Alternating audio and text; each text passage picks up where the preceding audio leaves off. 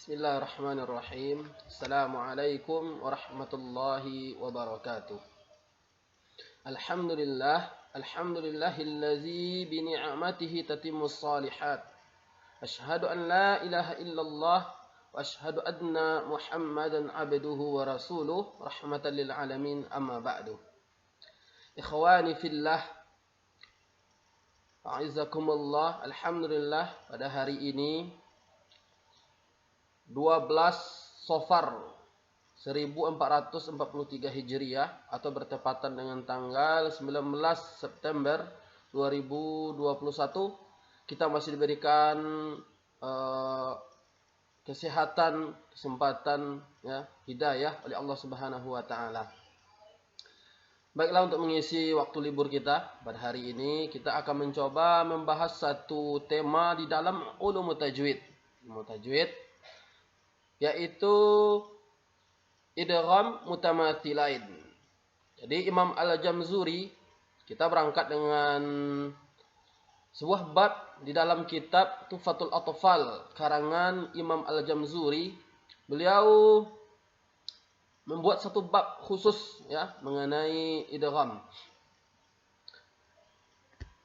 Babun alaqatul harfaini al-mutajawirain. Bab hubungan dua huruf yang bertetanggaan atau berdekatan. Inna fis sifati wal makharij ittafaqa harfani fal mislani fihima ahaq. Wa in yakuna makharajatan taqaraba wa fis sifati ikhtalafa yulaqqaba. Mutaqaribaini aw yakuna ittafaqa fi makhrajin duna sifati hukkiqa bil mutajanisain thumma in sakan awwalu kullin fas-saghiri sabniyan aw hurriqal harfani fi kulli faqal kullul kabiri wafhamhu bil musul. Kata Imam Al-Jamzuri, sesungguhnya jika ada dua huruf yang sifat dan makhrajnya itu sama, maka jenisnya adalah idgham mutamathilain. Maka beliau bilang sini fal mislani, idgham mutamathilain. Wa in yakuna makhrajan taqaraba, dan apabila makhrajnya berdekatan, artinya dia tidak sama tempat keluar huruf tersebut, akan tetapi tempat keluar huruf tersebut berdekatan. Wa fis sifati ikhtalafa, dan pada sifatnya berbeda, maka dinamakan oleh Imam Al-Jamzuri mutaqaribain, artinya idgham mutaqaribain atau idgham yang berdekatan makhrajnya atau tempat keluar huruf tersebut. Au yakuna ittafaqa, atau makhraj huruf tersebut tempat keluar huruf tersebut sama, akan tetapi sifatnya tidak sama, maka dinamai oleh Imam Al-Jamzuri dengan nama mutajanisain, idgham mutajanisain. Thumma insakan awalu kullin fas-saghir. Jadi di setiap idgham yang tiga yang beliau paparkan tadi, jikalau huruf pertama itu sukun atau mati, maka dinamakan dengan idgham mutaqaribain atau idgham mutajanisain atau idgham mutamathilain shaghir. Jadi ada nanti pembagian daripada idgham itu. Ada idgham mutamathilain shaghir. Kemudian au hurriqal harfani fi kulli faqal. Jikalau kedua hurufnya berharokat, maka dinamakan dengan idgham mutamathilain kabir. Jadi ada dua. Yang pertama tadi, kalau huruf pertamanya itu sukun, huruf kedua berharokat, maka disebut dengan bagian yang kecil atau shaghir. Yang kedua, kalau kedua hurufnya itu berharokat, ada harokatnya baik dhammah, kasrah atau fathah, maka dinamakan dengan idgham mutamathilain kabir. Wafhamhu bil musul. Maka kita akan lebih paham kalau kita paparkan dengan permisalan. Ikhwani fillah, a'izzakumullah. Insyaallah kita masuk ke dalam tema pertama, yaitu idgham mutamathilain. Idgham mutamathilain. Jadi idgham mutamathilain pertemuan dua huruf yang sama tempat keluar makhrajnya. Artinya tempat keluar huruf tersebut sama dan sifatnya sama. Ya, jadi makhraj sama, sifat sama, maka disebut dengan idgham mutamatsilain. Seperti contoh, qad dakhalu, alam aqul laka. Ya, di sini kita perhatikan ada huruf dal, setelahnya ada juga huruf dal, jadi makhraj sifatnya sama, maka dia diidghamkan. Huruf dal, suara huruf dal pertama langsung dilebur dimasukkan ke dalam huruf dal yang kedua, maka disebut dengan idgham. Qad dakhalu, qad dakhalu. Jadi kita tidak boleh membaca qad dakhalu, salah. Qad, salah, ya. Jadi huruf dal pertama langsung dimasukkan ke dalam huruf dal yang kedua. Qad dakhalu. Begitu juga dengan contoh berikutnya. Alam aqul laka. Di sini kita temukan huruf lam, ya, dua huruf lam. Jadi sifat dan makhrajnya pasti sama karena dia hurufnya sama. Alam aqul laka. Jadi langsung dimasukkan huruf lam atau suara huruf lam pertama ke dalam huruf lam yang kedua. Baik ikhwani fillah, pembagian daripada idgham mutamatsilain seperti yang disampaikan oleh Imam Al-Jamzuri di dalam kitab beliau tersebut. Yang pertama adalah jenisnya adalah shaghir atau kecil, ya. Shaghir, kecil. Kapan terjadi idgham mutamatsilain shaghir? Yaitu ketika apabila huruf pertama sukun sedangkan huruf kedua berharokat. Ya. Huruf pertama sukun, huruf kedua ada harokatnya, maka wajib dia diidghamkan. Seperti contoh ini, qad, huruf pertama sukun nih, huruf dal sukun dan huruf kedua berharokat, maka wajib diidghamkan. Qad dakhalu. Begitu juga dengan huruf lam di sini. Di sini lamnya sukun dan lam yang kedua berharokat, maka wajib diidghamkan. Alam aqul lak. Ya. Terkecuali dalam dua keadaan. Jadi ada pengecualian di dalam idgham shaghir, ya. Idgham mutamatsilain shaghir, ada pengecualian. Yang pertama, apabila huruf pertama huruf mad, ya. Jadi kalau ada huruf mad seperti yang kita pelajari, huruf mad ada 3, alif, waw dan ya, maka wajib izhar, maka tidak diidghamkan. Ini pengecualian dari idgham mutamatsilain shaghir. Seperti contoh fi yaumin, fi yaumin. Jadi fi-nya ya di sini tetap dibaca karena ya di sini adalah huruf mad, maka dipanjangkan dulu baru masuk ke yaum, ya. Fi dipanjangkan 2 harokat. Fi yaumin, tidak boleh ya ini dimasukkan ke ya kedua. Artinya dibaca pendek tidak boleh. Tetapi harus tetap dibaca 2 harokat. Fi yaumin. Nah, seperti itu juga contoh berikutnya. Amanu wa amilu. Amanu wa amilu. Nu, ya, waw bertemu dengan waw. Waw pertama adalah huruf mad, maka dia tetap dibaca 2 harokat, ya. Amanu wa amilu. Seperti itu ikhwani fillah. Begitu juga apabila huruf pertama hasakta, ya, ada hasakta. Ini cuma terdapat 1 kali di dalam Al-Qur'an, ya. Dalam 30 juz itu cuma 1 inilah. Surat Al-Haqqah, ya, ayat 28. Kalau cetakan Madinah di sini di atas ayat 28 ini ada huruf sin kecil. Maka dibaca ma aghna anni maliyah halaka anni sultaniyah. Jadi sakta itu artinya kita berhenti sejenak tanpa menghirup nafas, ya. Sakta berhenti sejenak tanpa menghirup nafas. Jadi kita berhenti di sini maliyah halaka, baru kita masuk ke ayat berikutnya. Ya, kalau cetakan ini tidak ada nih, tanda saktanya tidak ada.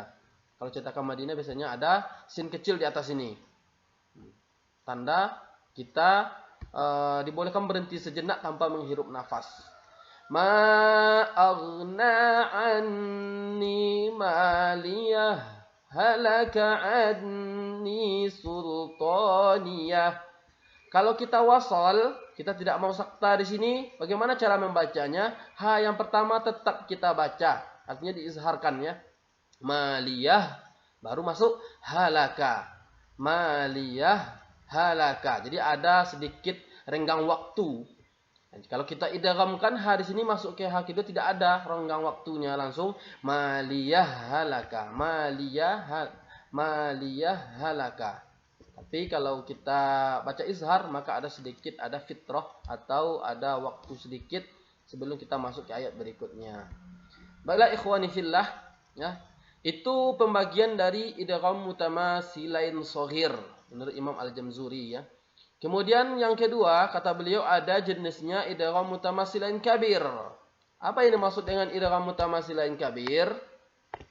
Huruf pertama dan huruf kedua itu berharokat. Kalau tadi kan huruf pertama sukun, huruf kedua berharokat. Nah, kalau sekarang huruf pertama ada harokatnya dan huruf kedua juga ada harokatnya. Maka kata beliau wajib izhar, ya kata alim ulama wajib izhar, terkecuali dalam kondisi. Nah, jadi ada beberapa kondisi juga ada pengecualian. Ketika ada dua huruf yang sama, dua-duanya berharokat, ya sebenarnya kan wajib izhar. Tapi ada beberapa pengecualian. Seperti yang pertama, pada kata ta'manna ya, dalam surat Yusuf ya, ayat ke-11 asli katanya ta'manuna ya. Asli katanya ta'manuna. Tetapi diidghamkan atau dibaca dengan dua bentuk cara baca. Yang pertama dengan ar-raum atau ikhtilas dan yang berikutnya adalah ismam ya. Seperti dalam cetakan ini ada tulisan di bawahnya ya, di sini ada tulisan ismam ya. Qalu ya abana ma laka la ta'manna ala Yusuf. Jadi ketika masuk ke man itu mulut dimonyongkan sedikit. Ta'manna ala Yusuf. Ya ikhwan. Jadi kalau asli katanya kan ta'manuna. Akan tetapi nun pertama ini dihilangkan, dimasukkan ke dalam nun kedua dengan bukti ada tanda tasdik di huruf keduanya. Maka dibaca qalu ya abana ma laka la ta'manna ala Yusuf wa inna lahu lanasihun. Ya, itu yang pertama. Kemudian ada beberapa kalimat. Ya, ada 1, 2, 3, 4. Ada 4 kalimat di dalam Al-Quran. Yang aslinya itu hurufnya berharokat. Huruf pertama, huruf kedua berharokat. Ya, idgham mutamasilain. Akan tetapi dia diidghamkan, tidak diizharkan. Seperti kata makani. Asli katanya makanani ya, dalam surah Al-Kahfi ayat 95 makanani aslinya seperti itu. Akan tetapi ketika membaca maka dibaca makani. Jadi nunnya di sini sebenarnya 2. Asli katanya makanani. Akan tetapi dalam mushaf sekarang sudah ditulis seperti ini ya. Makani. Begitu juga ta'muruni ya, aslinya ta'murunani. Ta'murunani asli katanya, akan tetapi sudah diidghamkan dan ditulis di mushaf seperti ini dengan tasdik pada huruf nun. Ta'muruni, maka dia menjadi mad lazim musaqqal kalimi ya, mad lazim musaqqal kalimi. Ta'muruni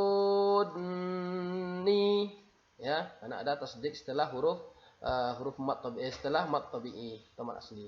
Begitu juga pada kata atuhajjudni, ya, pada surah Al-An'am ayat 80, asli katanya atuhajjunani, junani. Jadi itu asli katanya.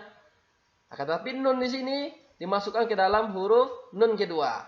Ditulis di mushaf dengan ada tanda tasdik pada huruf nun, ya. Maka dibaca idgham.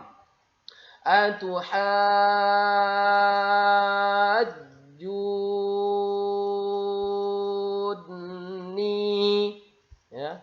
Menjadi mat lazim juga, mat lazim musaqqal kalimi. Begitu juga pada kata ni'imma, ya, ni'imma, ini salah harakatnya. Ni'imma pada surah An-Nisa ayat 58. Asli kata daripada ni'imma adalah ni'imama, ni'imama, asli katanya. Akan tetapi dalam mushaf sudah dibuat dengan idgham, yaitu dengan adanya tanda tasdik pada huruf mim. Ni'imma, ni'imma. Ya, seperti itu ikhwan fillah. Jadi ada beberapa kata yang sebenarnya kata-kata tersebut adalah idgham, ya, idgham mutamatsilain kabir. Kemudian kita masuk ke dalam yang ketiga, dan juga sebagian ulama mengatakan dengan jenisnya idgham mutamatsilain mutlaq, ya, mutlaq. Mutlaq izhar, artinya wajib diizharkan. Ya, ketika huruf pertama berharokat, sedangkan huruf kedua sukun. Jadi ini kebalikan daripada idgham mutamatsilain shaghir. Kalau shaghir, huruf pertama sukun, huruf kedua berharokat. Kalau yang mutlak, huruf pertama ada harokat atau hidup, ya. Sedangkan huruf kedua sukun atau hurufnya mati. Maka wajib izhar atau dibaca jelas. Contoh, yamsasni, di sin pertama itu berharokat sa, yang kedua itu sukun yamsasni, maka dibaca dengan izhar. Sepertinya ini tidak ada masalah. Ikhwani fillah, aizakumullah, semoga apa yang kita paparkan pada hari ini ya menambah wawasan kita. Intinya ilmu tajwid bukanlah ilmu yang sulit, ya, bukan ilmu yang sulit. Para alim ulama merumuskannya dengan mengasih nama-nama atau pembagian-pembagian seperti itu agar kita lebih mudah untuk memahaminya. Bukan untuk mempersulit kita, ya, bukan untuk membebani kita, ya, akan tapi untuk mempermudah kita di dalam mempelajari Al-Qur'an, ya, dan mempelajari bagaimana cara membaca Al-Qur'an yang baik dan benar. Mungkin itulah yang bisa kita pelajari, ya, atau kita paparkan pada pagi hari ini. Semoga apa yang kita sampaikan bisa kita terapkan di dalam membaca Al-Qur'an dan menjadi pemberat timbangan kita di yaumil qiyamah nanti untuk mendapat ridha Allah Subhanahu wa taala dan ganjaran dari Allah Subhanahu wa taala.